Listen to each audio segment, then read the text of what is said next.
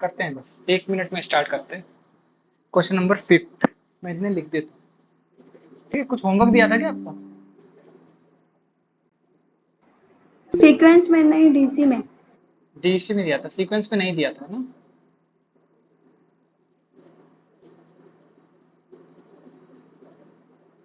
ठीक है, देखो अगला क्वेश्चन लिखो, question number 5। Consider a N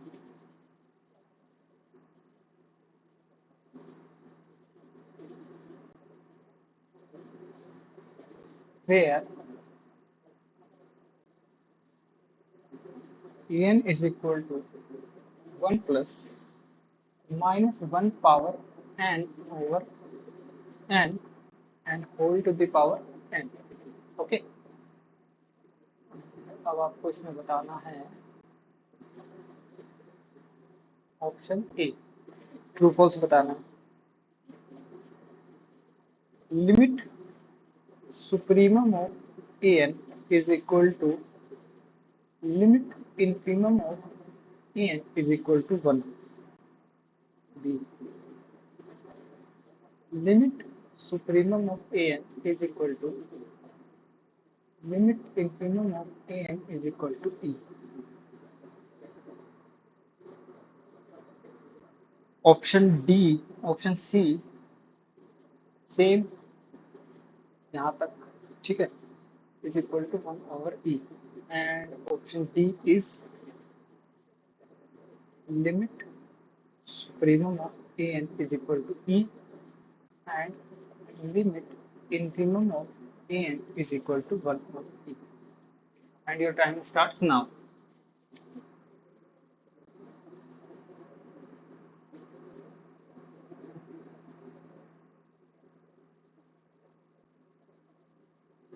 8:20 तक।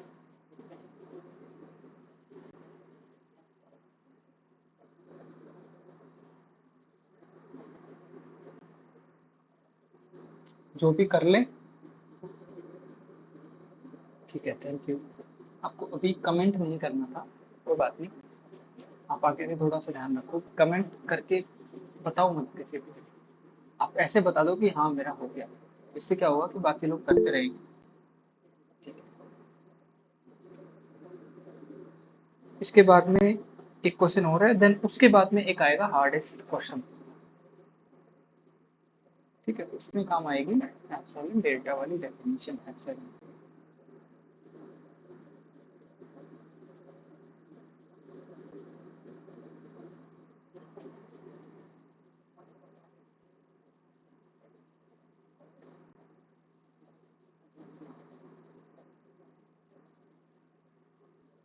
ठीक है,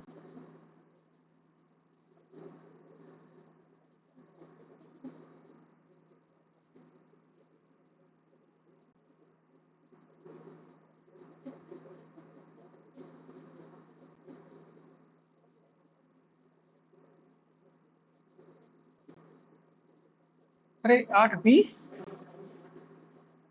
8:20 नहीं 8:10 बोलना था यार, क्या लिखा 20 तो 8:10। करो जल्दी से, 2 मिनट हो रहे हैं।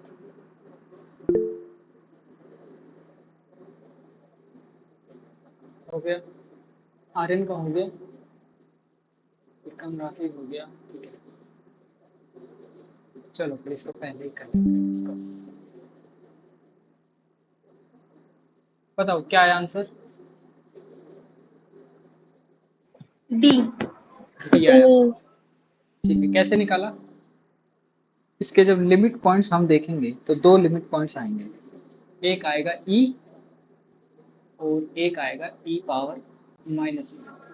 यही तो होगी limit points n tending to infinity का। ये तो यस तब सर। आएगा जब एन आपका इवन होगा, और ई पावर -1 आएगा एन ओड होगा। ठीक है, तो लिमिट पॉइंट्स के सेट में सबसे बड़ा जो पॉइंट होता है मतलब ई होगा, सबसे छोटा ई पावर -1। तो ई जो होगा वो आपका बन जाएगा लिमिट सुप्रीमम, और ई ई पावर -1 मतलब मतलब 1/e, ये बन जाएगा लिमिट इन्फिनिमम। ठीक है, अगला क्वेश्चन लिखिए।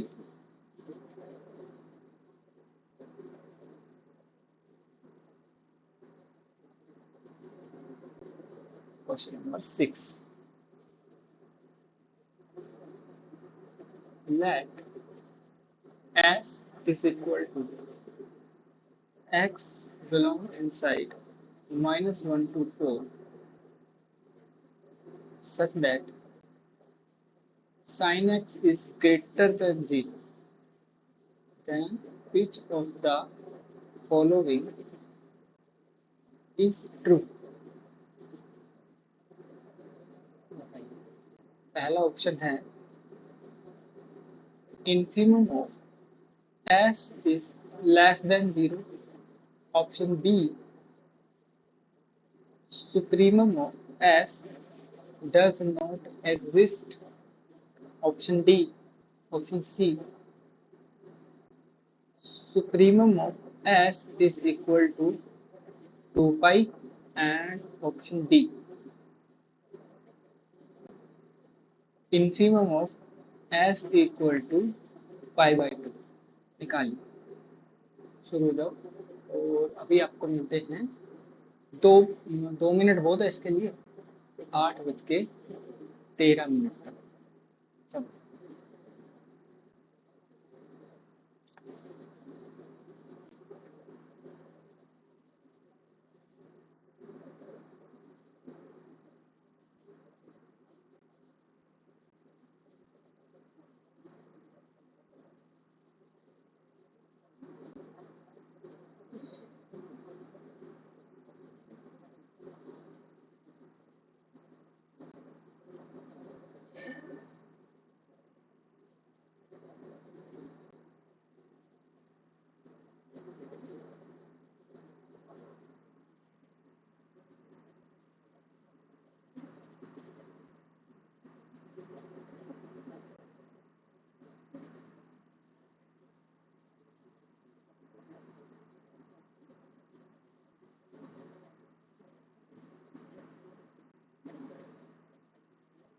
जिसका हो जाए हैंड रेज कर देना।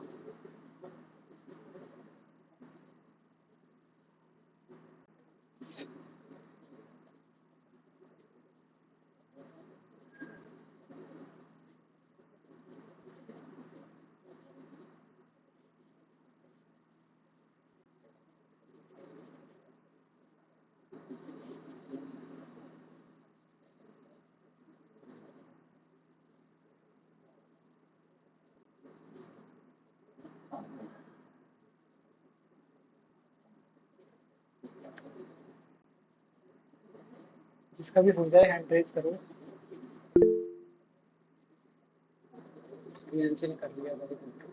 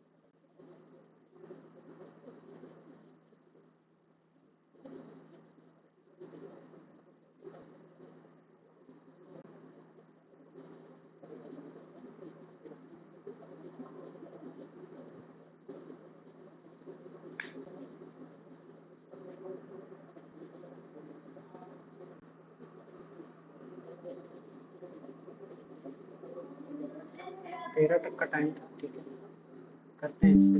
किस किस आ गया भाई, बताने एक बार, किस किस का आ गया। मेरा तो भी आया है। क्या आया है? बी। हम्म, बी, बी तो गलत है। और बताओ। नहीं आया। नहीं आया, चारों में से एक भी नहीं आया। कितने लोग हैं जिनका नहीं आया चारों में से एक भी?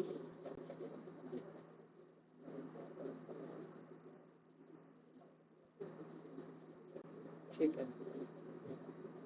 अब तीनों बिल्कुल सही है, इनमें से एक भी ऑप्शन सही नहीं है। ठीक है, ये ऑप्शन भी गलत है, ये भी गलत है, ये भी गलत है, ये भी गलत है, चारों भी ऑप्शन गलत है। ठीक है, एटलीस्ट आपको सोचना तो पड़ा इसके अंदर। देखिए, सुप्रीमम बोला है, लिमिट सुप्रीमम नहीं बोला है। पहले में क्या बोला है? सुप्रीमम। दूसरे में सुप्रीमम डज नॉट एग्जिस्ट, तीसरे में सुप्रीमम 2y बता रहा है, और चौथे में इन्फीमम बता रहा है s। तो s जो है वो साइन x है, लेकिन x के x का जो सिलेक्शन है वो -1 से 4 के बीच में ले सकते हैं। -1 से 4 के बीच में x का सिलेक्शन कर सकते हैं। ग्राफ किसका बनाएंगे? Sign x। ओके, चलो देखो इसको कैसे करेंगे। ये आपका y एक्सिस है, ये आपका x एक्सिस है, ये -1, 1, 2, 3 एंड 4। ठीक है, ऐसा कुछ है यहाँ पे यहाँ तक? ओके, अभी मुझे ये बताओ कि पाई की जो वैल्यू होती है कितनी होती है? 3.14। तो पाई कहीं पर यहाँ पर होगा, 3.14 यहाँ पर कहीं पर होगा पाई। Yes. ठीक है, पाई बाय 2 की वैल्यू कितनी हो जाएगी फिर? बताओ एक बार, पाई बाय 2 की वैल्यू 3.14/2 कितना हो जाएगा? किस किस के बीच में आएगा? किस किस के बीच में आएगा 1 भाई? 2 के बीच में। 1 2 के बीच में कहीं पर पाई आ जाएगा। ठीक है, पाई बाय 2। और आपको -1 से लेकर के 4 के बीच में x के सिलेक्शंस करने हैं। x का सिलेक्शन कहाँ से कहाँ तक? -1 से 4 के बीच में करना है। ठीक है, साइन जो है आपका इस तरह से चलता है, इस पर maximum value and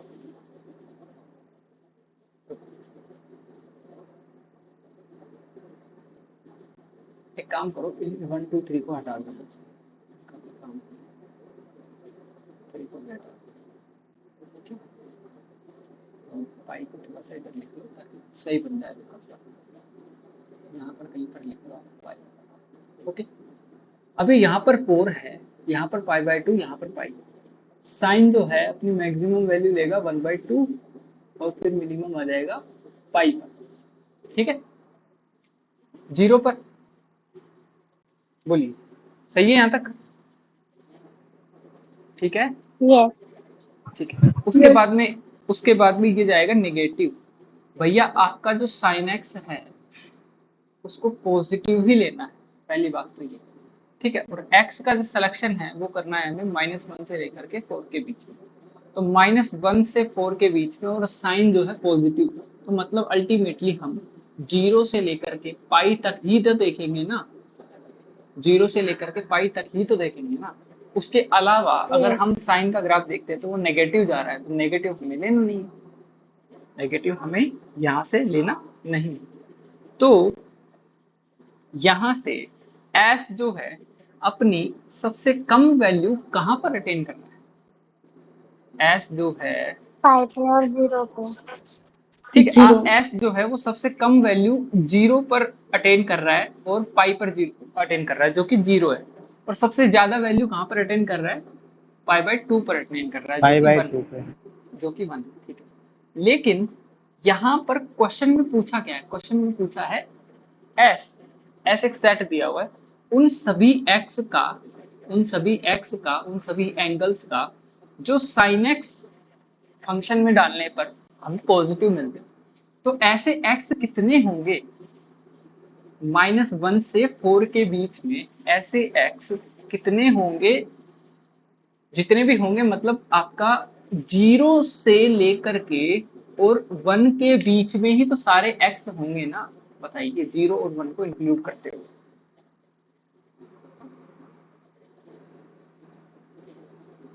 O sorry, 0 और 1 को हटाते हुए, इंक्लूड करते हुए नहीं।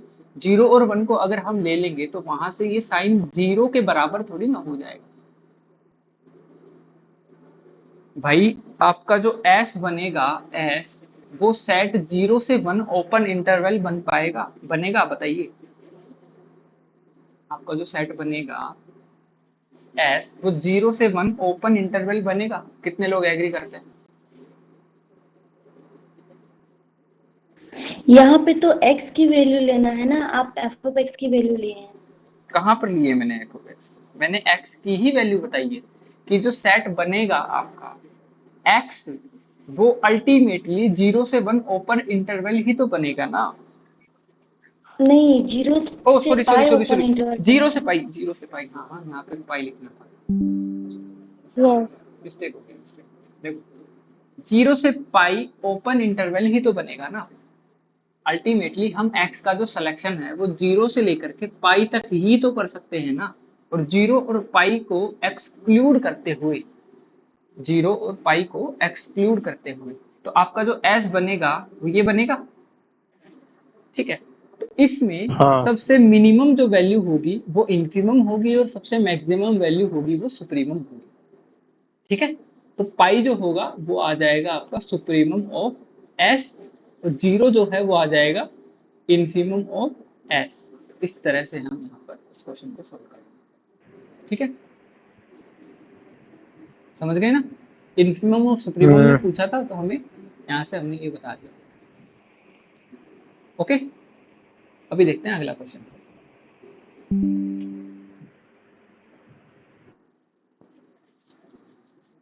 अगला क्वेश्चन थोड़ा सा, मतलब थोड़ा सा नहीं, बहुत सा अच्छा है क्वेश्चन। आपको थोड़ा सा सब्र रखना पड़ेगा इसमें। क्वेश्चन उतार देता हूँ, उतारने में थोड़ा सा टाइम लग सकता है, लेकिन क्वेश्चन बहुत शानदार है, मस्त क्वेश्चन है। आपका कॉन्सेप्ट बहुत अच्छे से क्लियर होंगे इसमें। देखो क्वेश्चन नंबर कौन सा, 7। विच ऑफ द फॉलोइंग, अब चाहो तो उतार भी सकते हो question. Which of the following conditions imply, implies या इम्प्लाई ऐसे करके लिखो, ठीक है। The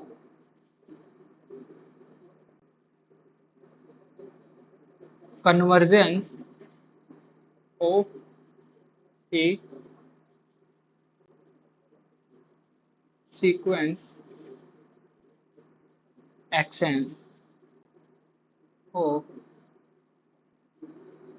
real numbers, okay. पहली कंडीशन है given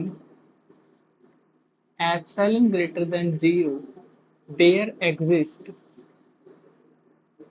n naught greater than n naught belonging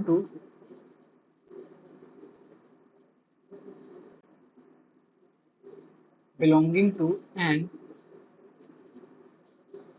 such that for all n जो कि आपके n नोट के बाद में आ रहे हैं या उससे बराबर है, ठीक है। क्या होना चाहिए, x n plus 1 minus x n जो है वो एप्सिलॉन से छोटा होना चाहिए, ठीक है। ये है आपकी पहली कंडीशन। अब दूसरी कंडीशन देखो, यहां से लेकर के और यहां तक बिल्कुल एज इट इज है, ठीक है।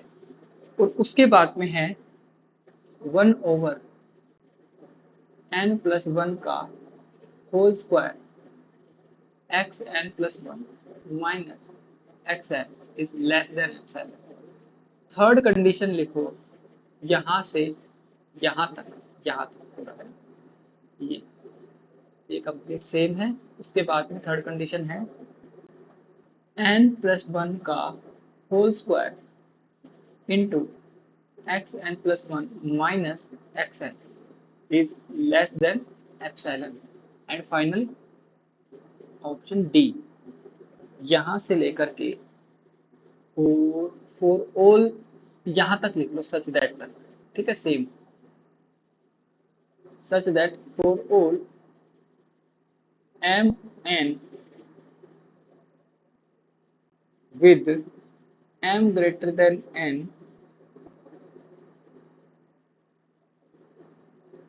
is greater than or equal to n not m n, जहां पर m और n इक्वल नहीं है, m बड़ा है, ठीक है। इनके लिए एक्स एम और एक्स एन के बीच का जो गैप है वो एप्सिलॉन से छोटा आना चाहिए, ठीक है। इस क्वेश्चन के लिए आपको मिलते हैं पूरे 5 मिनट, 8:29 तक का आपके पास में टाइम है। शुरू हो जाओ।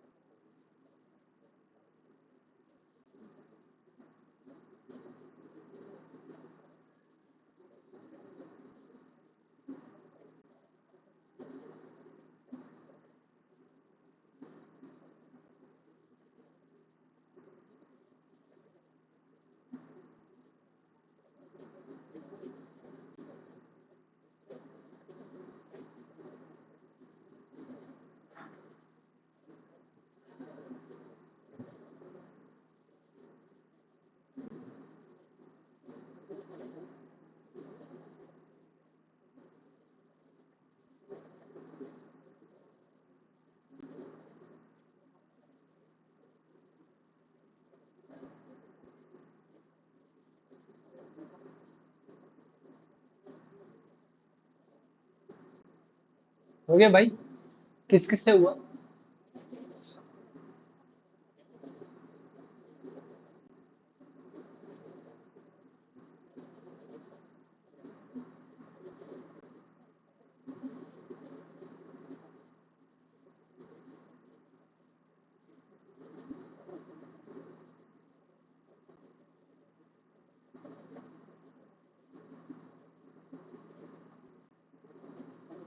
एक मिनट और, then we will discuss.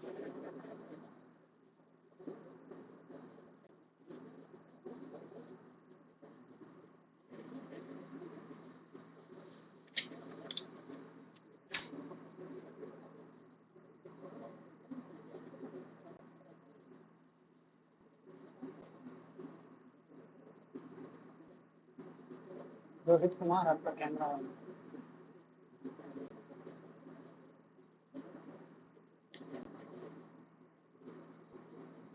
Wow, Santoshi का हो गया। वेट।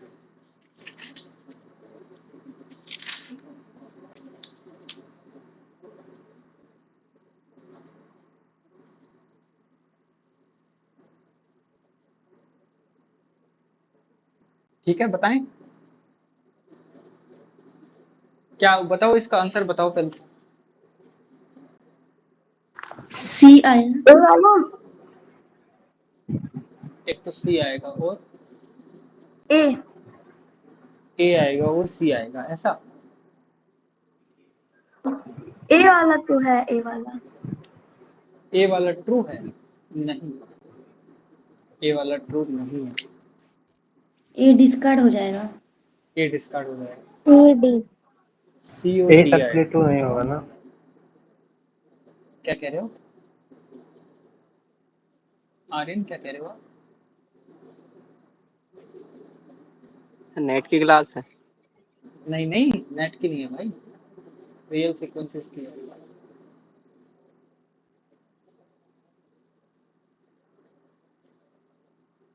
नेट हेलो जैम सब में आता है भाई ये।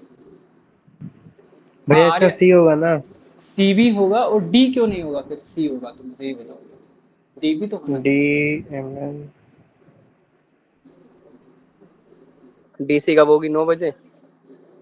डीसी, हाँ डीसी करेंगे 9 बजे। मतलब इस क्लास के बाद में थोड़ा सा ब्रेक लेंगे 10 मिनट का, उसके बाद में डीसी करेंगे। अच्छा 9:10 या 9:15 पर? हाँ 9 बजे। ठीक है, बताएं एक बार डी क्या क्यों नहीं सीक्वेंस चल होगा। रहा है भैया? हाँ भैया, हाँ सीक्वेंस की प्रॉब्लम से समझा जाता है। अच्छा इसका डीसी डी बता समझा दीजिए बताओ, चलो देखते हैं। देखो भैया, डी ओ, समझा दीजिए। ठीक है, डी जो है ना, आपने कॉची क्राइटेरिया पढ़ा है, डायरेक्ट स्टेटमेंट दिया हुआ है हाँ, कॉची क्राइटेरिया। Direct statement. ठीक है, तो डी तो यहाँ से डायरेक्ट स्टेटमेंट है ही है, मतलब ये तो करेक्ट हो गया। कॉची क्राइटेरिया तो होता है ना एम और एन का, जिसमें एम और एन अलग हाँ अलग हाँ हाँ, होते हैं। समझ गया। ठीक है, हम्म। तो डी तो यहाँ पे करेक्ट हो गया। अब बात करते हैं ए बी और सी की। तो यहाँ पर बी और ए और बी को गलत बताना, उससे पहले एक बार सी की बात करते हैं, या फिर पहले ए को गलत बताएं, बताओ। देखो ए को गलत हम इसलिए बता सकते हैं क्योंकि कभी भी कोई भी दो कॉन्जिक्यूटिव टर्म्स आपका कन्वर्जेंट जो है वो कभी भी नहीं बता सकते। कॉन्जिक्यूटिव टर्म्स जो हैं उनके बीच का गैप अगर कम कर दिया जाए तो वो कन्वर्जेंट को इम्प्लाई कभी नहीं कर सकते। ठीक है, अब इसको डिस्कार्ड करने के लिए, वन, हाँ बताओ बताओ बोलो। अगर 1/n सीक्वेंस ले तो हो जा रहा है ना। कैसे हो रहा है, 1/n ले लो सीक्वेंस आप। 1/n + 1 रहेगा, फिर माइनस उसके पहले के सारे सब खत्म हो जाएंगे, तो 1/n + 1 बचेगा, तो वो तो 0 पे चला जाएगा, तो कन्वर्जेंट। अरे आप मुझे ये बताओ कि क्या ऐसा एप्सिलॉन, ऐसा स्टेज आपको मिल पाएगा कि उस स्टेज के बाद में हर consecutive term every consecutive term जो है वो एप्सिलॉन से छोटा मिल सके, बताओ। इसको डिस्कार्ड करने के लिए नोट फॉर ऑल एग्जैक्टली वही मैं बता रहा हूँ कि देखो ऑप्शन ए को डिस्कार्ड करने के लिए आपने कहा कि सीक्वेंस ले लो, आपने आपने क्या बोला, सीक्वेंस ले लो Sn 1/n। 1/n। 1/n ठीक है, ले लिया। अब 1/n लेकर के आप इस कंडीशन में डालोगे और कंडीशन को लास्ट में आप देखोगे तो क्या वो 1/n, क्या वो एप्सिलॉन से कम हो पाएगी, बताओ।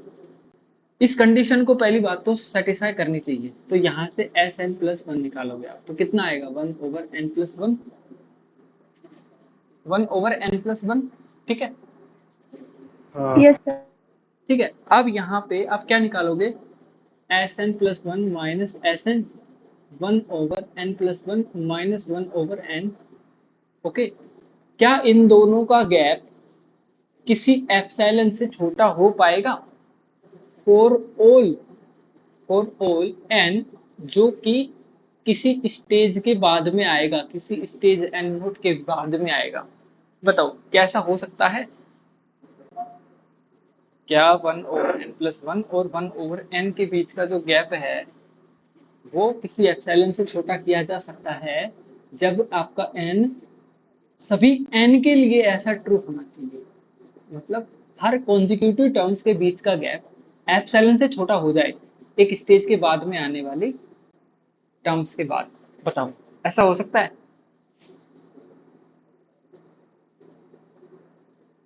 बोलो भाई, यहां से जब आप करोगे तो ये मिलेगा n माइनस n माइनस 1, ठीक है, ओवर n इंटू n+1। यहां से तो आपको मिल गया है 1/n n+1। ठीक है, इसको तो आपने एप्सिलॉन से छोटा दिखा दिया, ये तो चला जा रहा है एप्सिलॉन से छोटा, वही तो, ऐसे डिस्कार्ड नहीं करेंगे ना, ऐसे ये ही डिस्कार्ड ऑपोजिट नहीं, मतलब। ये डिस्कार्ड नहीं हुआ। डिस्कार्ड करने के लिए आपको पहले से स्टेटमेंट का पता होना चाहिए कि हाँ, ये वो स्टेटमेंट गलत स्टेटमेंट है। जो, ठीक है, ये स्टेटमेंट गलत है, ये आपको पहले से पता होना चाहिए, पहली बात। ठीक है, कॉन्जिक्यूटिव टर्म्स जो है वो इम्प्लाई कभी भी नहीं करती है कन्वर्जेंस को। अब इसका हम काउंटर ढूंढते हैं, इसको डिस्कार्ड करते हैं। डिस्कार्ड करने के लिए हम एग्जाम्पल 1/n थोड़ी ना लेंगे, डिस्कार्ड करने के लिए एक ऐसा एग्जाम्पल लेंगे जो इसको काउंटर कर दे। बोलिए, अगर आप Sn ले लो, ऐसी सीक्वेंस जो 1 + 1/2 + 1/3 + 1/n है, ठीक है, n जो आएगा वो नेचुरल नंबर से आ रहा है। हाँ, इससे हो जाएगा ये। अब यहाँ से आप इस सीक्वेंस को देखोगे तो Sn जो है आपकी वो डाइवर्जेंट एक सीक्वेंस है, डाइवर्जेंट सीक्वेंस आ रही है यहाँ से, हाँ ठीक है। और Sn+1 - Sn जब आप करते हो तो यहाँ से आप देख पा रहे हो कि केवल 1/n+1 ही बच जाएगा भाई, बाकी तो यस। सारे कैंसिल ही हो जाएंगे ना। तो इन दोनों के गैप को तो हमने छोटा कर दिया, इन दोनों के गैप को तो हमने एप्सिलॉन से छोटा कर दिया, ये तो 0 को जा रहा है। ठीक है, tending to 0 as n tending to infinity. ठीक है, ओके, यहाँ से। लेकिन यस सर। Sn जो है वो तो डाइवर्जेंट है ना भाई, तो यहाँ से ऑप्शन डी डिस्कार्ड हो गया। ए। हाँ, option A, sorry, option A यहाँ से डिस्कार्ड हो गया। हाँ, हो गया। ठीक है, अब आते हैं ऑप्शन बी पे। ऑप्शन बी क्या कह रहा है? ऑप्शन बी कह रहा है कि 1/n+1 का होल स्क्वायर से मल्टीप्लाई कर दो इस चीज को, जो भी आपको दी हुई। जब आप मल्टीप्लाई कर दोगे, जब आप मल्टीप्लाई कर दोगे तो आपको पहली बात तो पहले ही ये पता होना चाहिए कि ये वाली चीज भी कभी भी आप इम्प्लाई नहीं कर सकते। ठीक है, क्योंकि जब आप यहाँ से देखना चाहोगे, इस कंडीशन को एक बार थोड़ा सा दोबारा लिखते हैं। देखो, कंडीशन दी हुई है 1/n+1 का whole square xn+1 - xn is less than epsilon. ठीक है, तो xn+1 xn is less than epsilon into n+1 का होल स्क्वायर। अभी मुझे ये बताओ कि जब आप n को इन्फिनिटी टेंड करवाओगे तो ये टर्म तो ऑलरेडी इन्फिनिटी की ओर जा रही है ना, तो आपको यहीं से पता चल जाना चाहिए कि एप्सिलॉन जो है ये अकेला 0 की तरफ नहीं जाएगा। ठीक है, तो यहीं से आपको लग जाना चाहिए कि अकेला जो है ये 0 की तरफ नहीं जाएगा। तो यहाँ से आप चाहो तो ऐसा कर सकते हो कि इस ऑप्शन को, ये वाला डायरेक्ट इसको डिस्कार्ड करके मना कर सकते हो कि गलत। दूसरा, आप चाहो कि कोई एग्जाम्पल ले लो, तो एक एग्जाम्पल आप ले सकते हो। Sn is equal to n, n ले लो। अगर Sn की वैल्यू आप n ले लेते हो, Sn आप n ले लेते हो, तो यहाँ से कितना आएगा? xn+1 - xn, बताओ, 1 आ जाएगा। Yes sir. 1 आ जाएगा। तो क्या 1 को आप किसी भी एप्सिलॉन से छोटा कर सकते हो क्या? Question mark. नहीं, अब साइलेंस नहीं। नहीं कर सकते ना, वही तो बात है। लेकिन आप अगर xn की वैल्यू 1 लेते हो, देन ये कंडीशन फुलफिल हो जा रही है आपकी, ये कंडीशन यहाँ पर फुलफिल हो जा रही है। आप इसको मल्टीप्लाई करोगे आपके 1/n+1 के होल स्क्वायर से, तो यहाँ से कर दो 1/n+1 का होल स्क्वायर, और यहाँ पर था 1 लेस देन एप्सिलॉन। तो क्या एप्सिलॉन को छोटा किया जा सकता है ना? n जब तक नीचे है ना, 1 ओवर n। Yes, n जब yes, तक sir. डिनोमिनेटर में है, n जब तक आपका डिनोमिनेटर में है तब तक आप एप्सिलॉन की चिंता मत करो, एप्सिलॉन को 0 अपने आप ही भेज देगा। n जैसे ही न्यूमरेटर में आता है वो प्रॉब्लम क्रिएट करने लग जाता है, वो n को इंफिनिटी ले जाता है फिर, तो वहां से फिर नहीं हो पाएगा। ओके, समझ में आया ये? बोलिए। हाँ हाँ भैया अभी चलिए। ठीक है, अब सी ऑप्शन को सही बताने के लिए कौन कौन वैलिड रीजंस दे सकता है विदाउट एनी प्रूफ, बिना प्रूफ के कोई ऐसे बोल सकता है कि मतलब डायरेक्ट बोल जैसे सकता है। ये जो एक्सप्लेन उसमें हाँ बता, बोलो बोलो। अब साइलेंट बाय n प्लस 1 का होल स्क्वायर हो जाएगा तो वो तो फिर इंफिनिटी जाएगा तो ये 0 पे चला जाएगा, तो 0 से छोटा तो दिखा ही सकते हैं ना, क्योंकि 0 से छोटा पॉजिटिव दिखा टर्म है। ये तो दिखा सकते हैं, लेकिन मुझे ये बताओ कि फिर से यहाँ पर कॉन्जिक्यूटिव टर्म्स आ गई ना, तो कॉन्जिक्यूटिव टर्म्स पे तो डिपेंड करता ही नहीं है, तो फिर आप कैसे बता दोगे? है तो यहाँ पर कॉन्जिक्यूटिव टर्म्स, बोलिए भैया। X n plus 1 minus x n जो है वो एप्सिलॉन बाय एन प्लस 1 का होल स्क्वायर, इससे छोटा और किया जा ऑल सकता के है। लिए हाँ जैसे अल्टीमेट कंडीशन और ये आई ऑल है। एन के लिए 0 पर जा रहा है, तो फिर बोल सकते हैं कि ये कन्वर्जेंट है। इसमें मतलब कि जैसे हम मतलब कि बोले रफली बताएं तो यहाँ पे 1/n+1 का होल स्क्वायर आ रहा है, तो इसको हम यहाँ पे पी टेस्ट लगा के बोल सकते हैं कि ये कन्वर्जेंट हो रहा है। रफली बताएं तो मतलब हमेशा नहीं होता है, बट अगर सर बोले थे कि ऐसा कर सकते हैं, कर तो सकते यहाँ पे हैं। अगर अब हाँ जैसे कि n स्क्वायर कॉमन हो गया तो यहाँ पे n की पावर 2 हो गया, तो यहाँ पे p test according to p test तो हम बोल सकते हैं कि ये कन्वर्जेंट है, तो इससे हम बोल सकते हैं कि ये भी कन्वर्जेंट होगा रफली बोले तो। हाँ रफली टेस्ट ऐसा बोल 10 सकते हैं, सही है। ठीक है, और बताओ इसमें और कोई कंडीशन? देखो कॉन्जिक्यूटिव टर्म्स और यहाँ पे, ऑल एन के हाँ लिए बोलो जा बोलो। रहा है तो 0 पर जा रहा है, तो हम बोल सकते हैं कि कन्वर्जेंट है। देखो आप जो है ना यहाँ पर n के साथ में मतलब ट्रेवल कर रहे हो, n के साथ में ट्रेवल कर रहे हो। मुझे ये बताओ कि m और n अगर कोची सीक्वेंस में, m और n कॉन्जिक्यूटिव हो जाते हैं तो क्या वो ट्रू होगा? ये भैया कहीं ऐसा नहीं लिखा है ना कि वो असत्य होगा।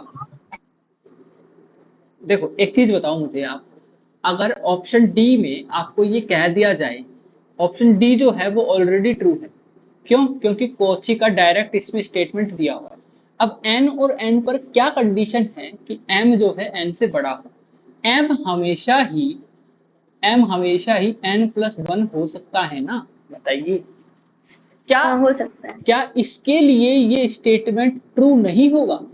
क्या इसके लिए ये स्टेटमेंट ट्रू नहीं होगा?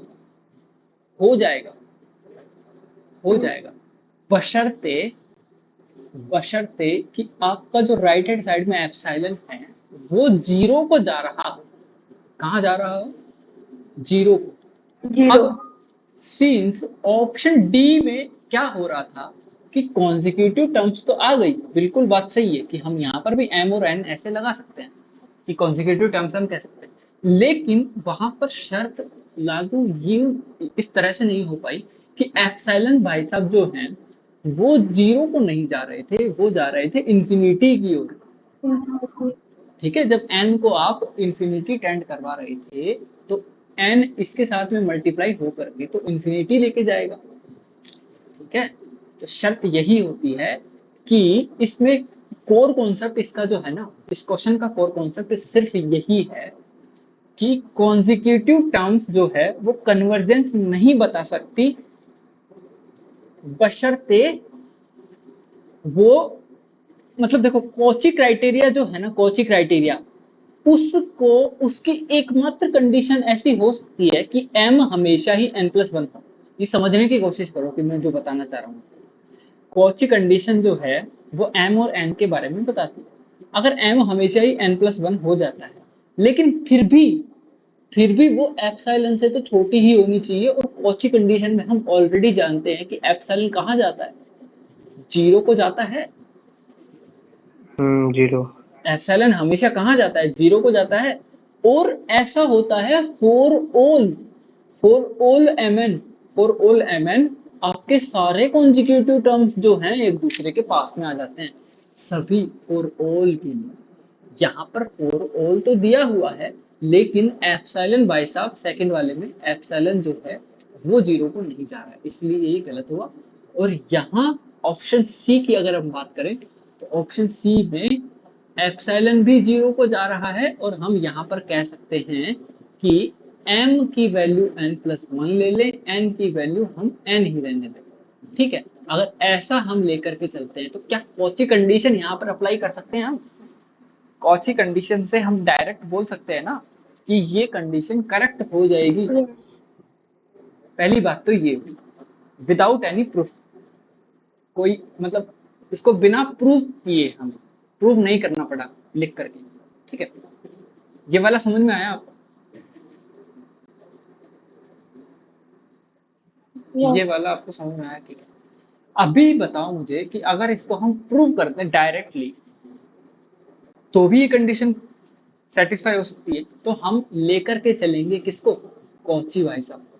कौची भाई साहब को लेकर के चलेंगे तो यहाँ से कौची की कंडीशन क्या कहती है? xm minus xn is always less than epsilon.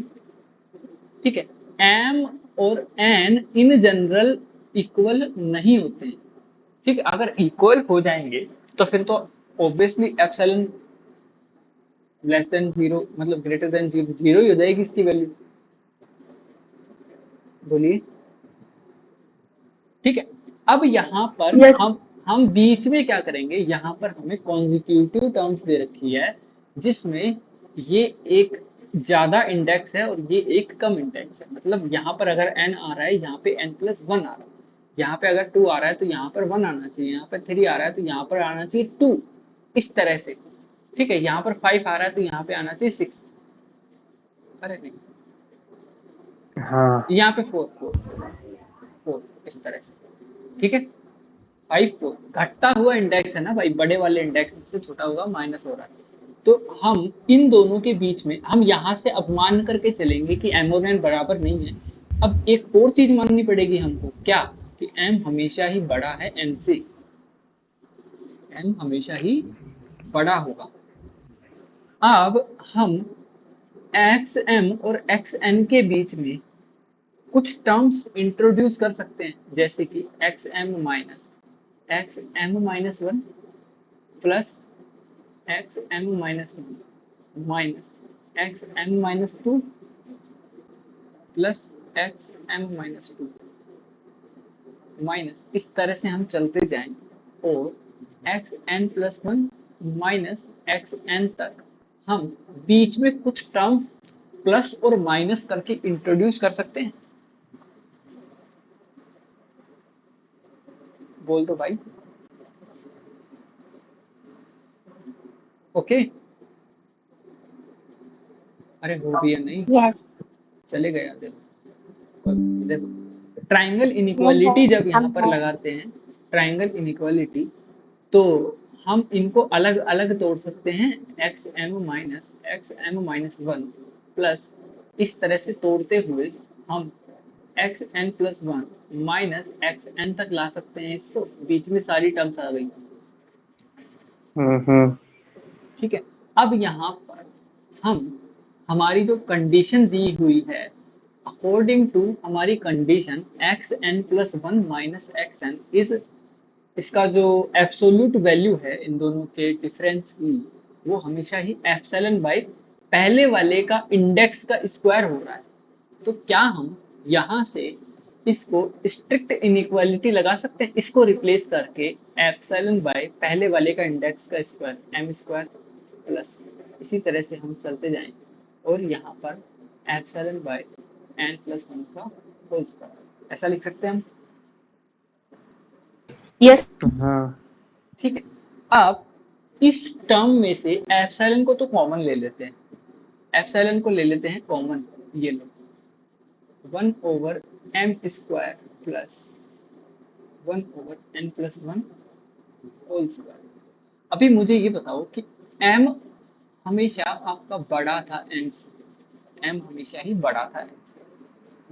Denominator में सब जगह अगर n रख दिया जाए तो मुझे ये बताओ कि 1/m² को अगर आप 1/m² को अगर आप 1/n² से रिप्लेस कर देते हो, m को n से रिप्लेस कर देते हो, तो 1/n हमेशा ही बड़ा हो जाएगा। जैसे यहाँ पर देखो, इसका रेसिप्रोकल ले, तो 1/n is greater then 1/m, square करोगे तो 1/n² is greater then 1/m²। Got it? ठीक है, इसी तरह से आप सबको रिप्लेस करके 1/n² कर सकते हो।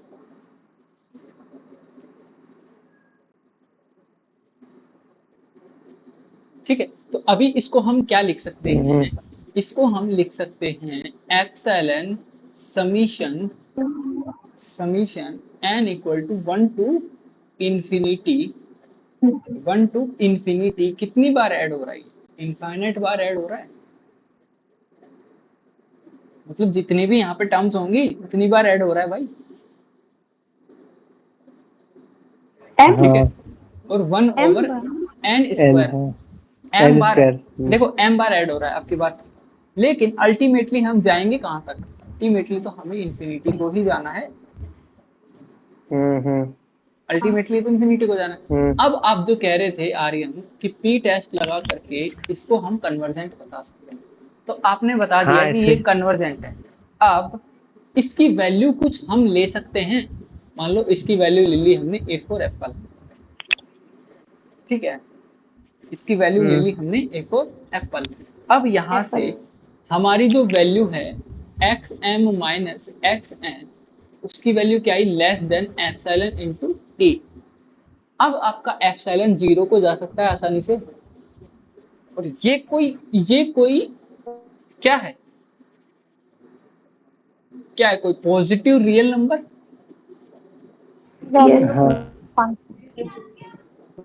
पॉजिटिव रियल नंबर, ठीक है। तो जब एप्सिलॉन 0 को जाएगा तो पॉजिटिव रियल नंबर ऑब्वियसली 0 को चला जाएगा। तो अब आपकी जो कॉची कंडीशन है वो आसानी से सेटिस्फाई हो गई है आपके गिवन कंडीशन से, आपकी गिवन कंडीशन जो कि ये थी। तो यहां से भी इसको सॉल्व किया जा सकता है। ओके, आज की क्लास में कितने क्वेश्चन हुए? क्वेश्चन नंबर भैया 2 और 5, 6, करा दीजिए। 3 हुए। ठीक है, देखो एक और देखो, एक क्वेश्चन ये देख लो, अच्छा क्वेश्चन है, मस्त, मजा आ जाएगा एकदम, बिल्कुल फील आ जाएगी। लिख लो question number 8, xn sequence of real numbers that xn be the sequence of real number या real set। consider the set, मे भी आपने देखा होगा ये क्वेश्चन पहले, PYQ ये। Consider the set,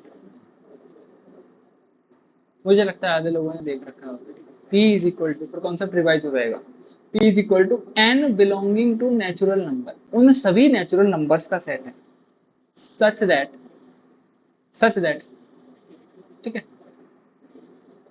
xn is greater than xm for all m belonging to natural, ठीक है, विद m जो है वो हमेशा ही बड़ा है n से, m जो है वो हमेशा ही बड़ा है n से, ठीक है। अब यहाँ पे बताना है आपको which of the following is are nice question. इसके एग्जांपल्स ले लो, मतलब इसके options. Option number a, if p is finite then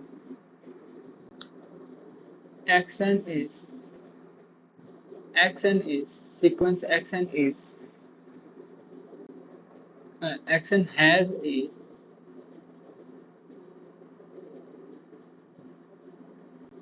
a monotone increasing subsequence।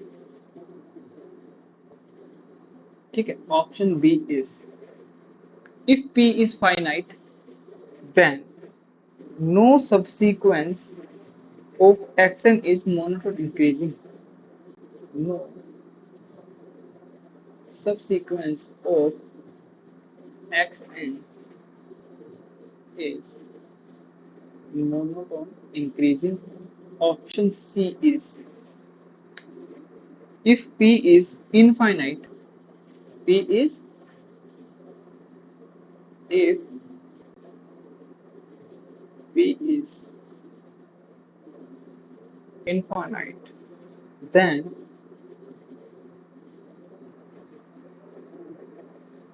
xn has a monotone decreasing subsequence। And last option D. करना शुरू कर दिया करो भाई, रुका मत करो ऐसे कि पूरा बोलूंगा लास्ट। वाह, हो भी गया, nice. Then xn has a then no subsequence।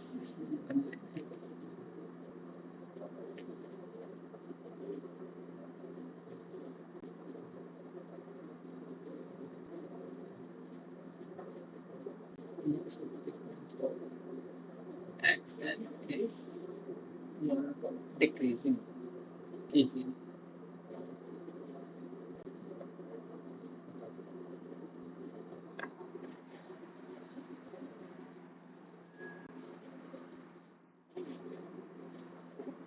इसका हो जाए एक बार बता दो।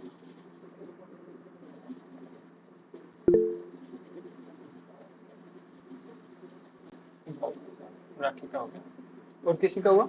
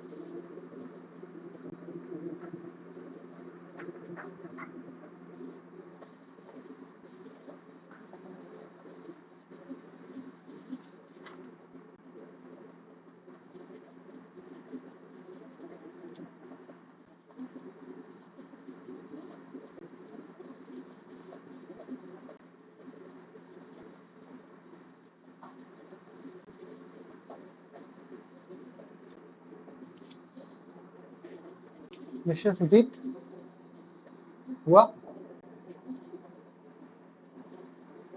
भैया हो गया? नहीं, अब भी नहीं। करो करो, जो कर लो थोड़ा माइक करो।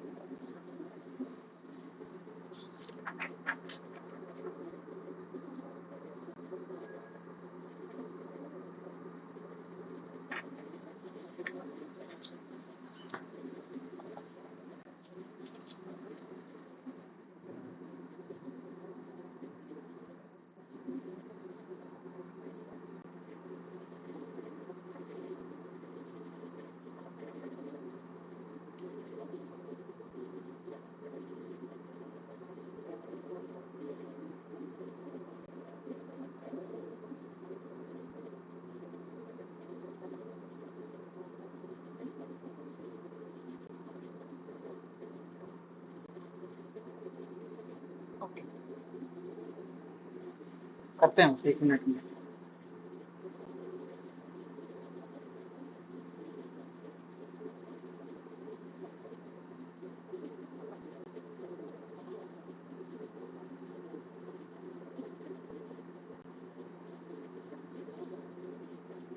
देखो, आपका जो पी सेट दिया हुआ है वो है क्या? वो इंडेक्सेस का सेट है।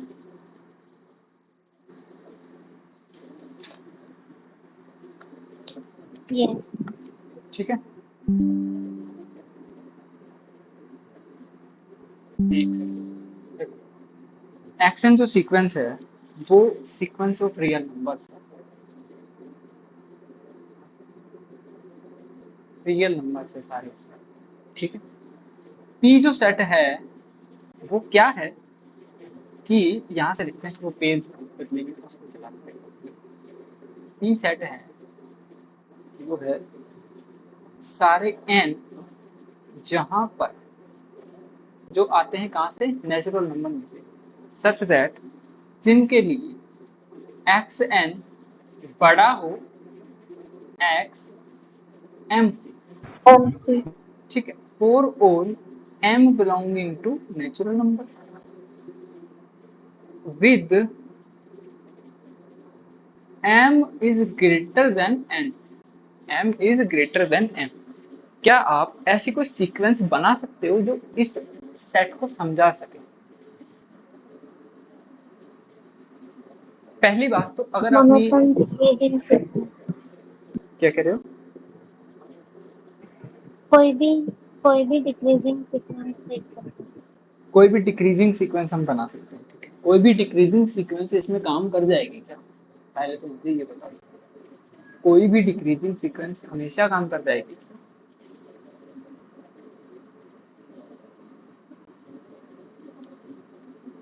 1/n होगा ना इसके लिए ट्रू। 1/n देखते हैं। 1/n is a decreasing sequence. Yes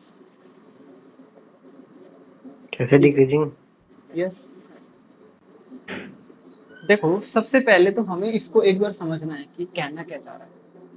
सारे इंडेक्सेस, अगर आप एक्शन बनाते हो एक्शन, उसके अंदर x1 x2 x3 x4 x5 इस तरह से आ रहे हैं। ठीक है, तो आपको वो सारे इंडेक्सेस लेने हैं आपके सेट P में जिनके लिए आपके सीक्वेंस की टर्म जो है वो बड़ी आनी चाहिए, बड़ी आनी चाहिए उसके बाद में जितने इंडेक्सेस आ रहे हैं वो ये P। यहाँ पर जो सेट है वो क्लियर है?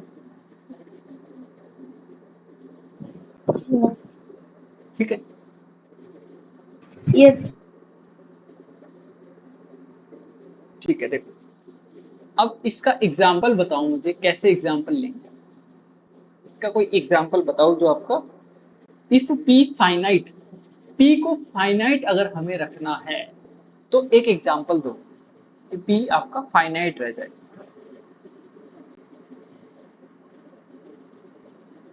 बोलो भाई।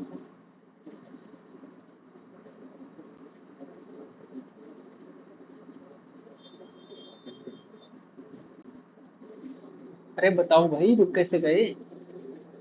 P को फाइनाइट रखने के लिए कोई एग्जाम्पल बताओ।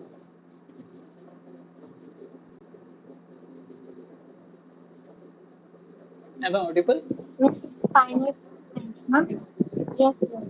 हाँ, P को फाइनाइट बताना है तो उसके लिए आप कोई एग्जाम्पल दो कि ताकि हम वो एग्जाम्पल यहाँ पर समझ सकें उस एग्जाम्पल से।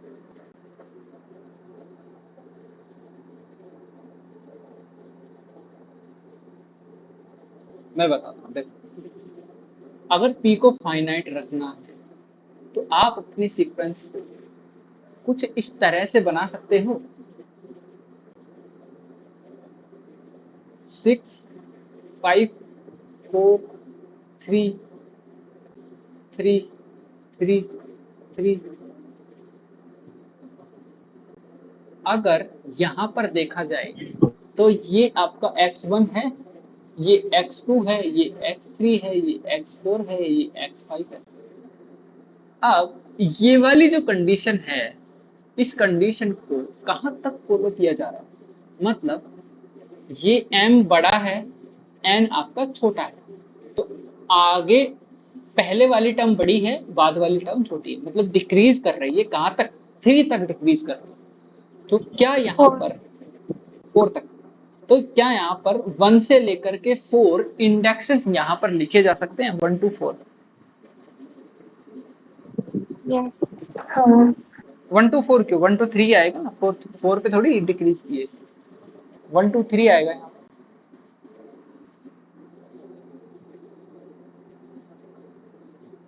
बताओ, 1 से लेकर के 3 तक, यहाँ तक आपकी जो सीक्वेंस है उसने अपनी कंडीशन फुलफिल की है कि वो सारे इंडेक्सेस दे दो मुझे जिन इंडेक्सेस में इंडेक्सेस आगे बढ़े तो सीक्वेंसेस घटती जाए, सीक्वेंस की जो टर्म्स हैं वो घटती जाए, इंडेक्सेस आगे बढ़े, एम बढ़े, एम बड़ा, एन से एम बड़ा है।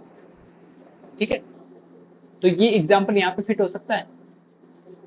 तो अब यहाँ पर जब P के अंदर हम लिखेंगे तो P में कितने पॉइंट्स आएंगे? एक तो 1 आ जाएगा, एक आ जाएगा 2, एक आ जाएगा 3। P को कर दिया हमने फाइनाइट।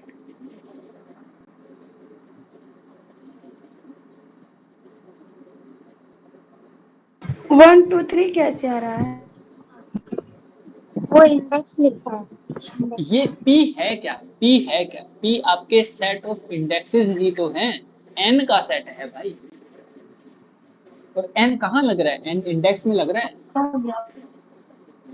ठीक है, अब क्या मुझे आप ये बताओ कि क्या xn के पास एक मोनोटोन इंक्रीजिंग सबसीक्वेंस मिल सकती है?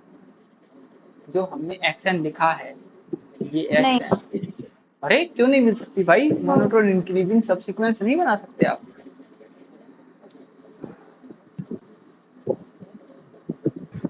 जब कंडीशन इंक्रीजिंग सबसीक्वेंस कैसे बनेगा? कांस्टेंट हो जाएगा, मतलब 0 हो जाएगा। कहाँ? अरे सबसीक्वेंस तो मिल ही सकती है ना। 3 - 3 तो 0 हो जाएगा। अरे यहाँ पर स्ट्रिक्टली मोनोटोन इंक्रीजिंग नहीं बोला है, मोनोटोन इंक्रीजिंग बोला है। हाँ मिल सकती है, जैसे हाँ, तो आगे की बाकी अरे इंक्रीजिंग बोल सकते क्योंकि कांस्टेंट टर्म है। भैया, कांस्टेंट सीक्वेंस जो होती है उसकी वो सबसीक्वेंसेस तो अगर लेंगे तो वो भी कांस्टेंट आएगी ना। और कांस्टेंट सीक्वेंस हमेशा मोनोटोन होती है या नहीं होती है? मोनोटोन इंक्रीजिंग और डिक्रीजिंग बोथ होता है। दोनों होती वो है। बोथ होता है ना, बोथ इंक्रीजिंग होता है। कैसे बोल सकते हैं?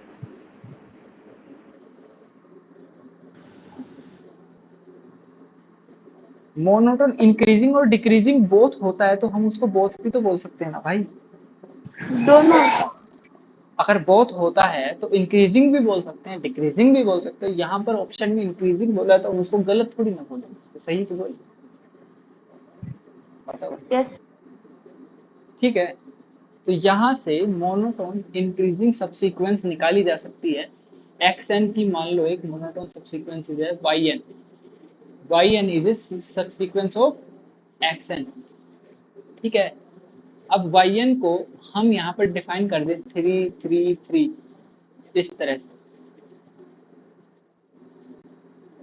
तो क्या ये एक मोनोटोन कंडीशन सबसीक्वेंस है? ऑलवेज के लिए कुछ है या फिर देयर एग्जिस्ट सम सीक्वेंस जो ये कंडीशन सेटिस्फाई करे? आपका ऑप्शन क्या कह रहा है? ऑप्शन पढ़ो एक बार ध्यान से। हैज बोला है, मतलब होना चाहिए। अगर एक्शन कैन है बोलता तो मतलब हो सकता है। अरे हैज मतलब होना चाहिए, और यहाँ पर होना ही चाहिए। ऐसा हो सकता है क्या कि नहीं होगा? मुझे ये बताओ। अगर P फाइनाइट है तो अगर एक बात बताओ मुझे, देखो P फाइनाइट है, मुझे ये बताओ कि P आपका फाइनाइट है तो कहीं ना कहीं इंडेक्सेस आपके रुक जाएंगे, और इंडेक्सेस अगर रुक जाएंगे उसके बाद वाली टर्म जो है, उसके बाद वाली टर्म वो कभी भी डिक्रीज तो नहीं करेगी ना। मुझे इतना बता दो। कि इंडेक्स जब रुक गई ओके, डिक्रीज करती तो रुकती नहीं, आगे बढ़ती। यस आगे यस बढ़ती। यस, समझ गई। मतलब भैया यहाँ पे मतलब कांस्टेंट फंक्शन तो इंक्रीजिंग डिक्रीजिंग नहीं हो सकता है ना, वो तो कांस्टेंट है। अरे तुम अच्छा प्रूव कर सकते हो उसको, हो इंक्रीजिंग की सकता है। डिक्रीजिंग नहीं कर सकते ना अरे ऐसे। सुनो मेरी बात सुनो, देखो पहले तो मुझे ये बता दो कि अगर आपकी एक्शन सीक्वेंस ये है तो yn एक सब सीक्वेंस है 333, तो क्या yn एक मोनोटोन इंक्रीजिंग सब सीक्वेंस बनी या नहीं बनी, इतना बता दो, फिर मैं ऊपर वाला बता दूं। यहाँ तक तो क्लियर है? अगर क्लियर नहीं है तो आपको कॉन्सेप्ट पढ़ने की जरूरत है। क्लियर है। ठीक है, अभी मैं बताता ठीक हूँ, है। अभी मैं बताता हूँ कि इंडेक्सेस का खेल क्या है। p अगर आपका फाइनाइट है, p अगर आपका क्या है, फाइनाइट है, तो उसमें कुछ लिमिटेड पॉइंट्स होंगे, और जो पॉइंट्स होंगे वो क्या होंगे, आपके इंडेक्सेस। इंडेक्सेस को कहीं जाकर के रुक जाना होगा, बताइए। इंडेक्सेस को कहीं जाकर के रुक जाना होगा। अगर इंडेक्स नहीं रुकेंगे तो p फाइनाइट कैसे होगा? इंडेक्स रुक गए तभी तो इंडेक्सेस को उठाया हमने, p के अंदर रखा, फिर ही तो p को हमने डिफाइन किया। लेकिन अगर p इनफाइनाइट होता तो क्या हम इसमें सिर्फ 3 ही पॉइंट ले सकते थे? नहीं, तो इनफाइनाइट हो जाता। तो अगर p इनफाइनाइट हो जाती है।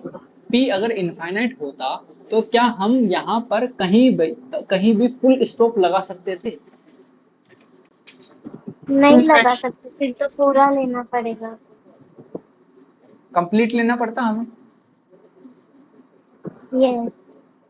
ठीक है, तो अगर कंप्लीट लेना पड़ता तो क्या ये सीक्वेंस कभी भी इंक्रीजिंग, मोनोटोन इंक्रीजिंग, या मैं बोलूं कांस्टेंट बन पाती?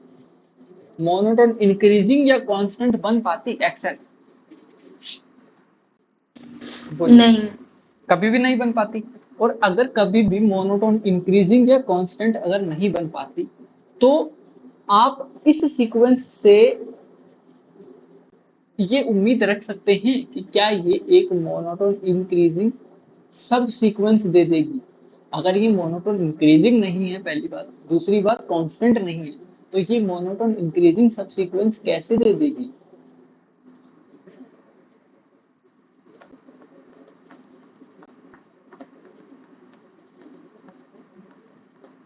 बताइए भाई, बोलिए।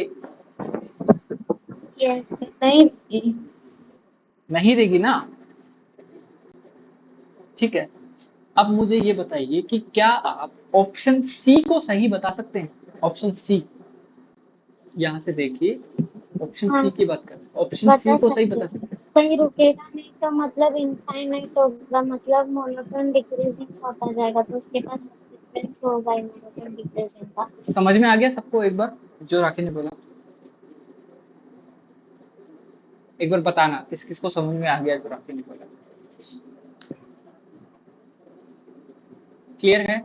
नहीं आया मुझे। नहीं आया? देखो, अगर यहाँ पर बोला है p इनफाइनाइट, भैया p को इनफाइनाइट बोल रहे हैं, इसका मतलब इस सेट के अंदर इनफाइनाइट इंडेक्सेस आने चाहिए।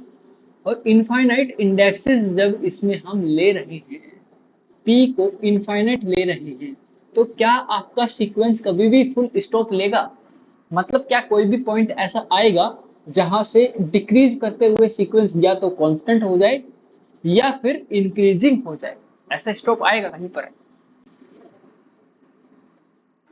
नहीं आएगा सब नहीं कुछ। आएगा ना। अगर p इनफाइनाइट है, अगर p इनफाइनाइट है, तो क्या मैं ऐसा बोल सकता हूं कि एक्शन हमेशा ही स्ट्रिक्टली स्ट्रिक्टली डिक्रीज करेगा, स्ट्रिक्टली डिक्रीजिंग होगा? यस यस, हमेशा हमेशा। ऐसे बोलूंगा, स्ट्रिक्टली डिक्रीज करेगा, वो कभी भी कांस्टेंट भी नहीं होगा। बताइए, अगर p इनफाइनाइट है यस। कभी भी नहीं होगा। और कभी भी कांस्टेंट नहीं है तो कांस्टेंट सीक्वेंस नहीं है, मोनोटोन इंक्रीजिंग नहीं है, तो वहां से हम क्या उम्मीद कर सकते हैं? There will be monotone decreasing subsequence. ठीक है, बताइए, आया समझ में? एकदम बढ़िया से समझ में आ गया। यस अब एकदम यहाँ बढ़िया से क्लियर। आप कौन कौन से ऑप्शंस को कट कर सकते हो। देखो पहला ऑप्शन तो यहाँ पे सही हो गया, तीसरा ऑप्शन भी हमने सही निकाल दिया। अब दूसरा ऑप्शन कह रहा है no subsequence of action is monotone increasing. भैया देखो, आपका जो p अगर फाइनाइट है ना, p अगर फाइनाइट है तो या तो वो मोनोटोन इंक्रीजिंग होगा या कांस्टेंट होगा। इन दोनों में से एक तो होना ही होना कंपलसरी है अगर p फाइनाइट है। दोनों ही केसेस में हमें मोनोटोन इंक्रीजिंग सब्सीक्वेंस मिल जा रही है। मिल रही है क्या? तो ऑप्शन बी यहां से सरासर गलत हो गया, पाप हो गया। यस और अगर p इनफाइनाइट है, अगर p इनफाइनाइट है और ऐसा कहे कि कोई भी सब्सीक्वेंस नहीं मिलेगी एक्शन की जो कि मोनोटोन डिक्रीज करे, ये भी गलत है। क्योंकि देखो p का फाइनाइट होना और इनफाइनाइट हमें होना, स्ट्रिक्टली मोनोटोन डिक्रीजिंग मिल रहा तो वो तो ऑप्शन गलत ही होगा। ऑब्वियसली p इनफाइनाइट होते ही एक्शन जो है स्ट्रिक्टली मोनोटोन डिक्रीज हो गया। और स्ट्रिक्टली मोनोटोन डिक्रीज हो गया तो भाई एक्शन के पास में कोई भी सबसीक्वेंस ऐसी मिल ही जाएगी ना जो मोनोटोन डिक्रीज करेगी। यस अब क्लियर एकदम? Yes clear. ठीक है, तो आज के लिए इतना ही रखते हैं। ठीक है, डीसी वाले लोग फिर से आके चले भी गए ऐसा मुझे लग रहा है ना। आज के लिए इतना ही रखते हैं, बाकी करते हैं कल। चलो धन्यवाद, bye okay bye. Thank you. हम तो कंफ्यूज हो गए इसमें, पता नहीं क्या पता है। आप ऐसा करना, एक बार रिकॉर्डिंग देख लेना, आपको एकदम क्रिस्टल क्लियर हो जाएगा। फिर फिर से भी नहीं आए, देखना आपको समझ जाएगा। फिर भी नहीं आए तो एक बार फिर से आपको कल बता देंगे वापस। ठीक है, ठीक है। अभी के लिए बाय बाय। अभी डीसी की क्लास होगी, अगर किसी को लेनी है तो आ सकते हैं। सुप्रीमम बता दो भाई इनको, 1 2 3 1 2 3 4 1 2 3 5, इसका कोई सुप्रीमम नहीं होगा।